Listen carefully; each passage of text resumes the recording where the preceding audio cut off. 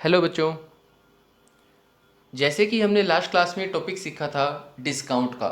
याद होगा आप सबको। क्या था डिस्काउंट में? डिस्काउंट में ये था कि जो माल जितने का है उससे कम में बेचा जाता है, तो जितने कम में बेचा गया दैट इज द डिस्काउंट। ठीक है ना। अब डिस्काउंट दो टाइप का था, एक था टीडी, एक था सीडी। याद होगा आपको। टीडी क्या था? जो माल के सेल के टाइम पे दिया जाता है वो टीडी था। जो कैश के लेन देन के टाइम पे दिया जाता था या लिया जाता था वो सीडी था। अब डिस्काउंट में ये बात तो लेके चलनी पड़ती है कि डिस्काउंट दिया भी जाता है, लिया भी जाता है, दोनों बातें यहाँ पे आती हैं। ठीक है ना। अब डिस्काउंट टीडी की जब बात थी तो हमने देखा कि उसका ना बस आपको इफेक्ट दिखाना है, ना तो वो आपका प्रॉफिट काउंट होगा ना ही वो आपका लॉस काउंट होगा, तो उसे अलग से अलग अकाउंट में नहीं दिखाना। ठीक है। जो सीडी था वो आपने दिया है तो आपका लॉस है, आप उसको डेबिट में दिखाओ, कैश अलाउड और कैश डिस्काउंट अलाउड। मिला है तो वो आपकी इनकम है, आप उसे क्रेडिट में दिखाओ, डिस्काउंट रिसीव्ड। आइए अब ना आप इसका सम निकाल लेते हैं एक, जिससे आपके कंसेप्ट ज़्यादा अच्छे हो जाएं पहले से। देखिए पहला पॉइंट क्या है, ये आपकी बुक का नेक्स्ट सम है। सबसे पहले कहता है पेड कैश टू महेश, आपने महेश को पैसे दिए। बच्चों एक मिनट, दिमाग में ना एक मिनट के लिए वापस सब कुछ दौड़ा दो। ड्यूअल एस्पेक्ट कंसेप्ट था भाई, एक लेन देन हुआ उसका इफेक्ट दो अकाउंट्स पे पड़ा, एक अकाउंट डेबिट होगा एक अकाउंट क्रेडिट होगा। अकाउंटिंग का जो सीक्वेंस मैंने आपको बताया था कैसे चलना है उसको भी, ठीक है ना। जो बुक्स आपको बताई थी, छोटा बिजनेस है तो एक बुक, बड़ा बिजनेस है तो 8 बुक, मतलब ये सब कुछ आपने पहले किया है।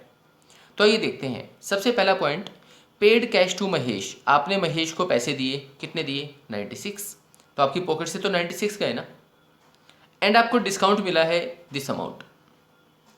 तो सबसे पहले आपने महेश को पेमेंट दी है, तो महेश यहाँ पे कौन हो गया? लेने वाला। बिना आउटलाइन के ही समझाऊंगा सीधा, आप बना लेना, काफ़ी सीख चुके हो आप। तो महेश लेने वाला है बच्चों, तो महेश यहाँ पे डेबिट है। ठीक है, कितने अमाउंट से? सोचो। अब आप कहोगे जी हमने महेश को 96 दिए है तो 96 ही होना चाहिए, ठीक है ना। लेकिन आप ये सोचो 96 तो हमने उसको दिए हैं, ठीक है, इतना हमें डिस्काउंट मिल गया है, तो इसका मतलब मैंने उसको देने कितने थे? मैंने उसको देने थे 10,000। 96 तो दे ही दिए ना, बाकी हमें डिस्काउंट मिल गया, तो देने कितने थे? 10,000। तो महेश यहाँ डेबिट होगा बच्चों कितने से? 10,000 से। टू कैश अकाउंट, आपकी पॉकेट से पैसा गया, आपने किसको? महेश को पैसे दिए हैं तो पैसा जाएगा। पैसा जाएगा बच्चों तो टू कैश, जितना गया है आपकी जेब से। जो डिस्काउंट आपको मिला है वो आपके लिए इनकम है। इनकम आपको पता है नॉमिनल अकाउंट क्या था? डेबिट और एक्सपेंसेस एंड लॉसेस, क्रेडिट और इनकम एंड गेन्स। तो जो डिस्काउंट आपको मिला है वो आपकी इनकम है, उसको आप क्रेडिट में दिखाओ। अब देखो इस पॉइंट पे 3 अकाउंट्स पे इफेक्ट पड़ा, कम से कम 2 मैं हमेशा कहता हूँ, यहाँ पे 3 है। कौन से? महेश का, कैश का, डिस्काउंट का।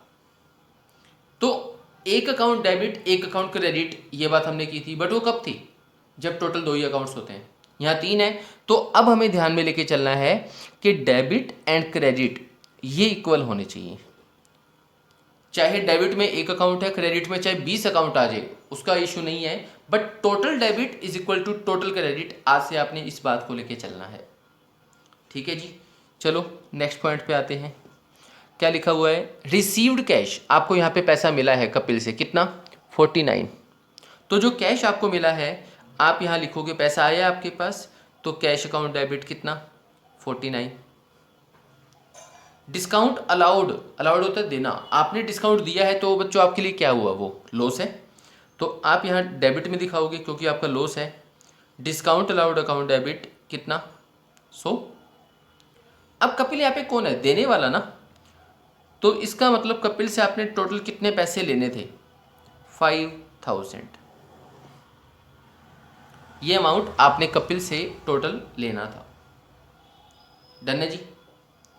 आगे देखो, गुड सोल्ड टू मोहन, आपने मोहन को 30,000 का ठीक है, तो कैश लिखा हुआ है कहीं? नहीं लिखा हुआ, तो इसका मतलब ये माल आपने किस पे बेचा है? क्रेडिट पे। तो मोहन डेबिट टू सेल्स, ये पॉइंट हमने काफ़ी किए हैं पहले। Mohan debit to sales account जितना अमाउंट है, ये तो आसान है। आगे कहता है मोहन ने माल वापस किया है 2000 का। मैंने उसको 30 का माल बेचा था, उसमें से उसने 2000 का माल मुझे वापस दे दिया। तो हम जानते हैं जो माल वापस आता है डेबिट टू। अब यहाँ पे मोहन कौन हुआ? देने वाला ना, तो टू मोहन, क्योंकि मोहन ने हमें माल वापस दिया है तो मोहन देने वाला हो गया। कितने का? 2000 का। ठीक है जी। अब समझने की बात क्या है, कहते हैं रिसीव्ड कैश, पैसा मिला है किससे? मोहन से। कितना? 27,500। मोहन से 27,500 आपको मिले हैं इन फुल सेटलमेंट। जहाँ फुल सेटलमेंट की बात आ जाए तो मुझे ये तो देखना है ना कि मोहन से मैंने पैसा लेना कितना था। अब देखो ध्यान से, 30,000 का मैंने उसको माल बेचा था, 2,000 का सामान वापस आ गया था, तो मैंने उससे लेना है 28। ठीक बात है। अब मोहन से मिले कितने? 27,500। कम मिले ज़्यादा? कम मिले। कितने कम? 500। सबसे main thing full settlement, account close. तो इसका मतलब आपको 500 कम मिले हैं, अकाउंट क्लोज हो गया, तो इस 500 को आपको डालना पड़ेगा डिस्काउंट में। क्या लिखोगे आप? यहाँ लिखोगे कैश अकाउंट डेबिट टू, कितना पैसा है? 27,500 ना। जो डिस्काउंट आपने दिया है वो आपके लॉस है, लॉस है तो डेबिट होगा। डिस्काउंट अलाउड डेबिट कितना? 500 टू मोहन, कितना? 28। मोहन से आपने 28 लेना था, 27,500 आ गए। 500 का जो आपको कम मिला है वो आपने उसको डिस्काउंट में डाल दिया। Discount allowed account debit. ठीक जी, आसान है बिल्कुल। आगे कहता है sold goods to Gopal, Gopal को माल बेचा है जिसका लिस्ट कितना था? लिस्ट अमाउंट 60,000, मतलब उस पर 60,000 लिखा हुआ था। ठीक है। एट किस पे? टीडी है 10। टीडी मैंने आपको कहा था कि आपको घटा देना है। 60,000 का 10 कितना हो गया? 6। इसका मतलब माल अमाउंट, माल का जो है, जो बिका है वो इतने में बिका है। ठीक है जी। तो माल बेचा है, क्या लिखूँ मैं यहाँ पे? कैश कहीं नहीं लिखा हुआ, तो मैं लिखता हूँ यहाँ पे गोपाल डेबिट टू सेल्स। ठीक है। डिस्काउंट काट के अमाउंट, मैंने आपको कहा था ना टीडी का आपको इफेक्ट तो दिखा देना है। मैंने 60 में से 6 को घटाया, बाकी जो बचा वो लिख दिया। बट टीडी के लिए अलग से अकाउंट ओपन नहीं किया जाएगा। जैसे अकाउंट ओपन होता है कैश डिस्काउंट में, डिस्काउंट अलाउड, डिस्काउंट रिसीव्ड, ऐसा यहाँ पे नहीं होगा। यहाँ पे आपको टीडी का अमाउंट तो घटा देना है सीधा, बट उसका अलग से अकाउंट ओपन नहीं किया जाएगा। गोपाल डेबिट टू सेल्स, जितना अमाउंट आपका डिस्काउंट काट के बनता है बच्चों, उसे लिख दो। होप सो यहाँ तक कि किसी भी कंसेप्ट में आपको दिक्कत नहीं होगी बच्चों। तो ये आपका आज का सम